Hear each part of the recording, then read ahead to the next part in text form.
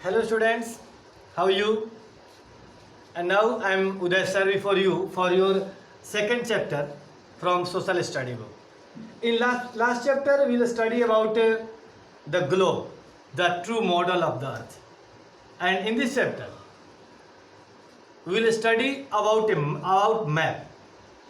Last chapter में हमने आपको ग्लोब और मैप के बीच एक डिफरेंस बताया था कि ग्लोब जो होता है अर्थ का एक ट्रू मॉडल होता है और पूरी पृथ्वी को एक साथ शो करता है, लेकिन मैप एक ऐसी ड्राइंग है जो फ्लैट सरफेस पे बनाई जाती है और ये पूरे अर्थ के साथ साथ किसी पार्ट को भी शो कर सकती है। इट मीन्स आप अगर देखें तो एक साथ पूरे विश्व का नक्शा भी देख सकते हैं या फिर किसी पार्ट का भी उसका नक्शा देख सकते हैं।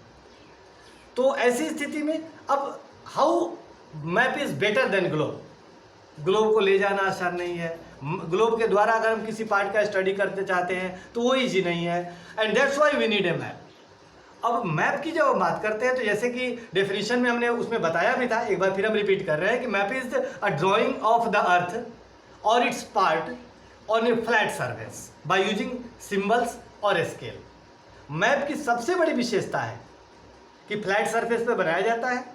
पूरी पृथ्वी का भी आप नक्शा बना सकते हो या फिर किसी पार्ट का, आप अपने गांव का बना सकते हो, अपने स्कूल का बना सकते हो, अपने देश का बना सकते हो। और इसकी सबसे जो यूनिक चीज़ है वो इसका स्केल होता है। इसी के बारे में हम लोग पढ़ेंगे।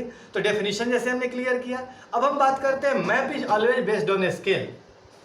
मैप एक स्केल पर आधारित होता है और स्केल की जब हम बात करते हैं तो स्केल है क्या? Basically it is a ratio between actual distance and the distance on the scale map. किसी जगह का एक्चुअल डिस्टेंस क्या है और हम मैप पे क्या रेशियो लेके चल रहे हैं। जैसे मान लीजिए कि अगर आपके रेशियो में मैप में आप देख रहे हैं जिसमें दिखाया गया है 200 ऐसे करके, तो इसका मतलब होता है कि मैप का जो 1 सेंटीमीटर है वो रियल में 200 किलोमीटर के बराबर है। तो एक रेशियो होता है।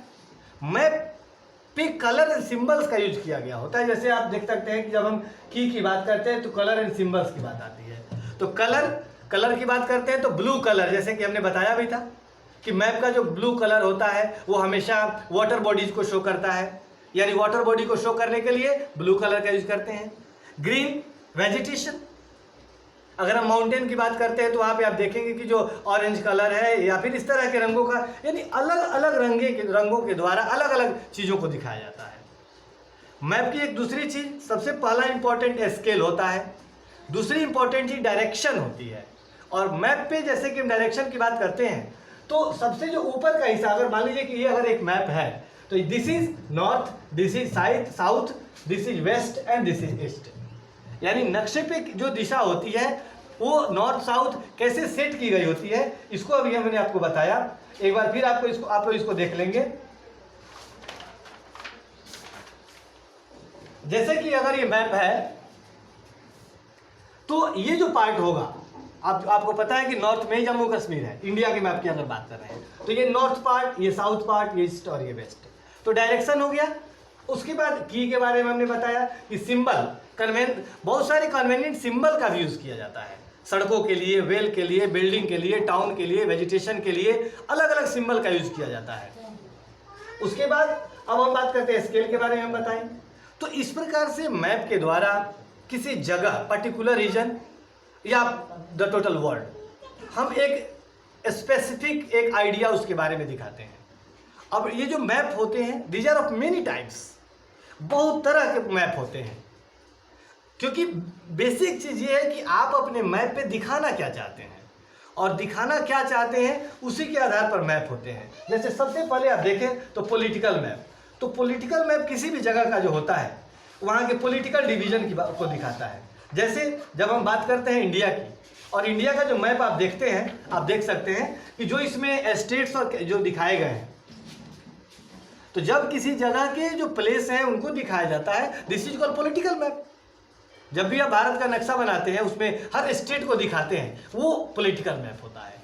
उसके बाद जब हम बात करते हैं थीमेटिक मैप, थीमेटिक मैप का मतलब जो किसी खास थीम पर बनाया गया हो।